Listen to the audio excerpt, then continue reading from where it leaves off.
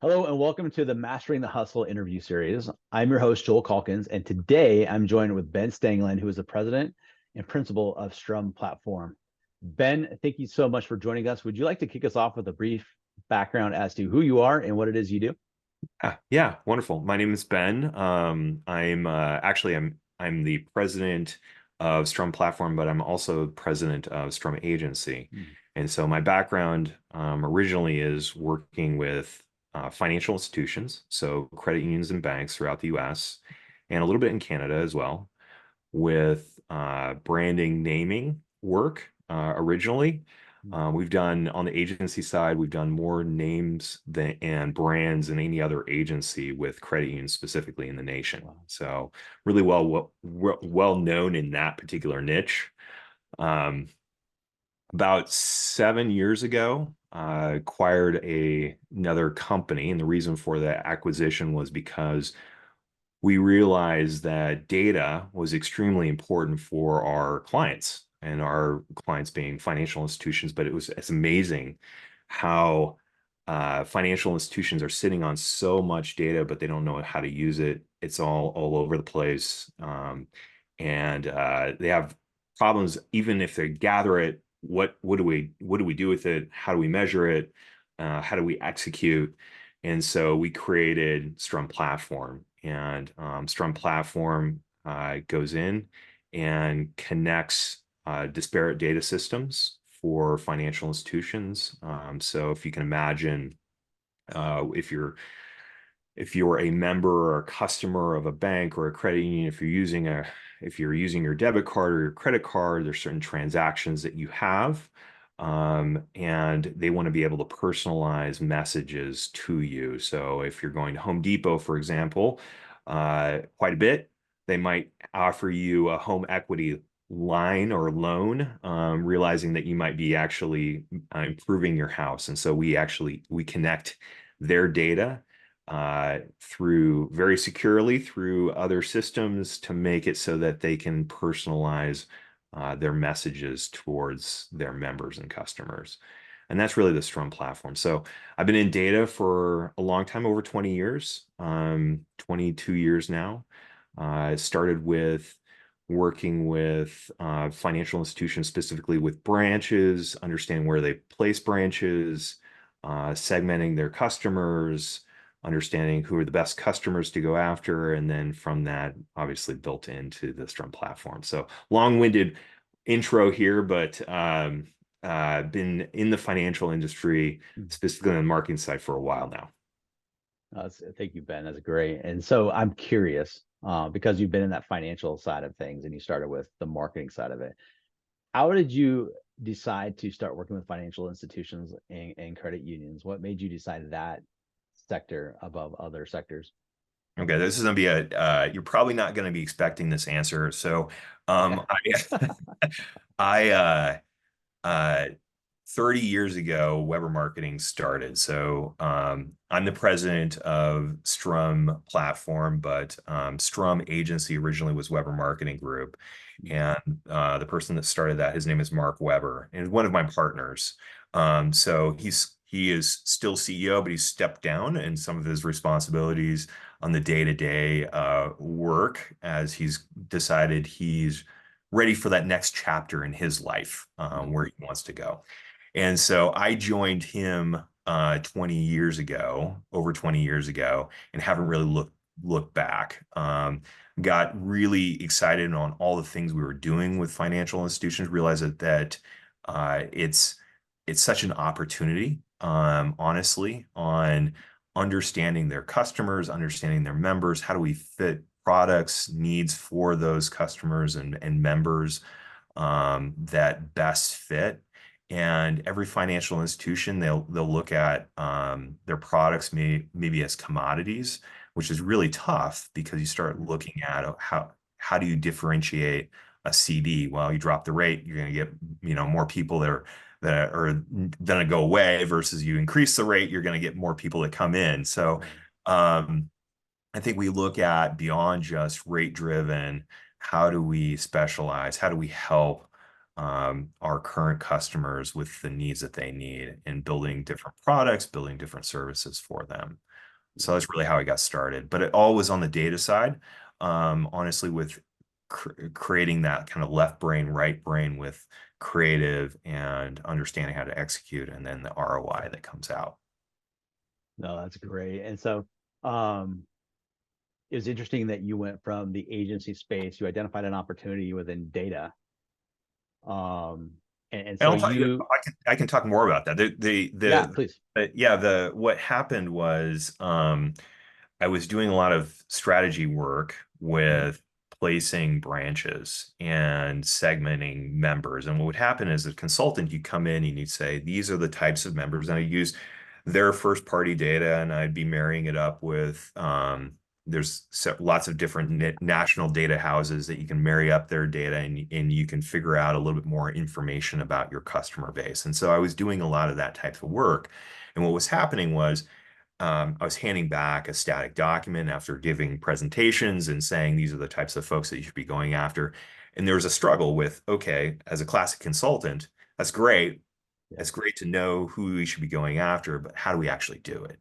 yeah, And how do we actually like move the needle? And so really the software came out of that need of mhm, realizing that there wasn't anything out there that was that was filling that void, mhm, and scratching our own itch and saying this is really the next evolution. And it just got big enough mhm, where we actually broke that apart and said, this is technically, we're sister companies, mhm, but we're two separate companies, and in fact, two separate teams completely. They do intermingle on some existing clients that kind of cross, but there's a lot of differences between the two. So, and culturally too, they're different companies itself, because the technology is more of a startup, mhm, where the agency is more of a mature company. yeah. So I'm seeing both sides and living in both sides, one foot in both worlds, honestly. No, that's great. I was just having a conversation with a business owner this morning who is trying to figure out how to grow their business. And so we got into the conversation of adjacent segments and adjacent products.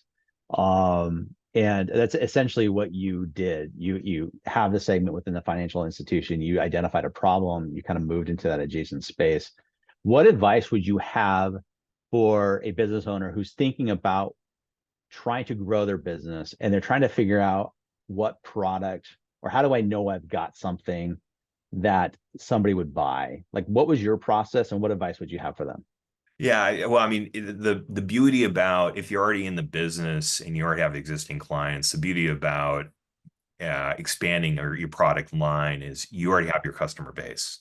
Mhm, So if you have a customer base already and you're going to them and you're hearing their needs and they're hearing what they're trying to achieve, and you don't see anything out in the market that's doing that currently, or what's out in the market is not hitting the mark with what they want, or it's just overkill. I mean, I'm going to pick on like Salesforce. Salesforce is overkill for a lot of mhm, financial institutions, unless you're huge, unless you're yeah, big and you have the team that can manage that type of software product. So I think that there is a void there, and I think if you're a business owner looking, you have to look at, okay, how big is that opportunity, and then also kind of turning around and saying, maybe there's something in the market that is uh, almost there, mhm, and maybe I can help acquire that. And that's what we did. We yeah, said, hey, there's something. This is the roots of what we could use. It's not there yet. We need to invest into it. And so you're not starting from square one. But again, everyone's business journey is so different, yeah, in what where they're at and where their needs are. So it's a journey, though. It's definitely yeah, a journey. absolutely. And you made a good point. As you're trying to fill a need, even for your current customer base, um, seeing what else is out there and how effective it could be might lead you down a different road. It sounds like you decided to buy versus build something new. That is an option for business owners to consider. Yeah, Okay. we started building it. So that's the Okay. thing. We started building it and then realized, I think we can get so much faster to market Mm, and putting that ROI to say, okay, if we can go faster in the market, if we're coming together with some clients, and can we how much resources is going to take to actually turn this into what we need it to be, and you kind of look at all those together. um that's kind of the winning combination. It's all time, it's all time based. How much time is this going to take to get to market? Because honestly, this is changing all the time. mm, I'm in AI right now. A lot of businesses are. You have to be competitive. yeah. You have to be constantly looking outside of even financial services for ideas to innovate. Mm. Cool. So just to follow up on that, what are some advice or maybe some ways that you stay up to speed on what's happening in innovation in other places? What are some of the things you do that maybe other people could, consider incorporating into their business strategy? Yeah, so I'm really deep within the financial sector. So I Mm, don't do anything outside of credit unions and banks, yeah. small community banks. So besides keeping up with what's going on in that particular sector, is looking outside of your blinder sector Mhm, into what's innovating in other areas, and then seeing how we can bring that in. If it's something that makes sense to bring in. I think that's what everyone's doing, is looking outside and saying, okay, how is retail affected now with customer changes, and then what's happening since COVID? mhm, People are still ordering from Amazon, and maybe they're not going into the grocery store as much as they were in the past. How do we relate to that? And it's putting those connection points together to see, we're changing as a society. Everything's changing, mhm. and remaining curious. I think that's the biggest deal, is making sure you're curious and you just don't necessarily settle, because everything is changing. Yeah, absolutely. So I'm gonna pivot just a little bit. Sure. Um, so success can come in different forms, and people go into business for a number of different reasons. Can you just share with me maybe some of your highlights when it comes to success in your business or success in your personal life? Like when you look back at what you've done so far, what are you most proud of? I'm most proud about being able to uh, reinvent myself multiple times. I've been Mm, blessed.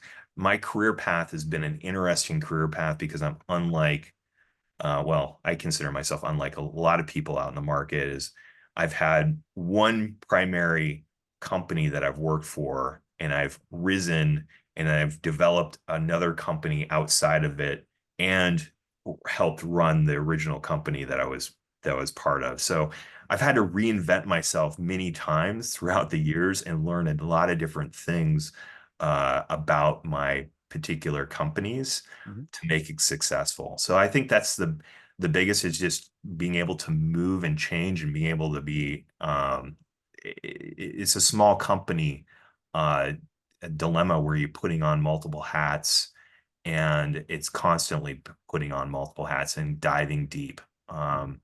I would not be a good person to put into a large company, because I would want to do too many things. Great That's self-awareness. me. That's me. No, that's excellent. You mentioned you're in a small company, but I Yeah. would only assume that you've got a team that works with you to make these Yes. things come Yeah. about. So how do you build a successful team, and then how do you ensure that everybody understands their place in it? Yeah. That's so important. I have been really blessed. And so I mentioned Mark. I worked with him for over 22 years. I have two other partners on the agency that I've worked with for over 20 years.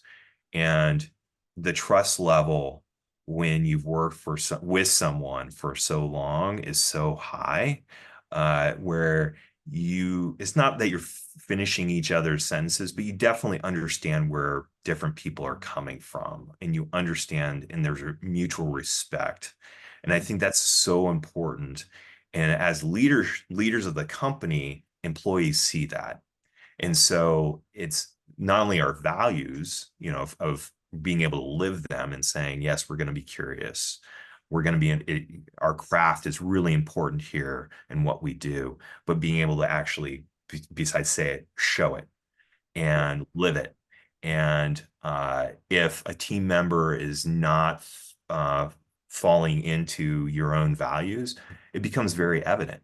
And making sure that you're making that course correction with that employee, whatever that needs to be, early on is so important because the the culture of that employee can also change good, bad, ugly, however you want it to change, if you're not looking at it, if you're not cultivating what you want, and what the company should be.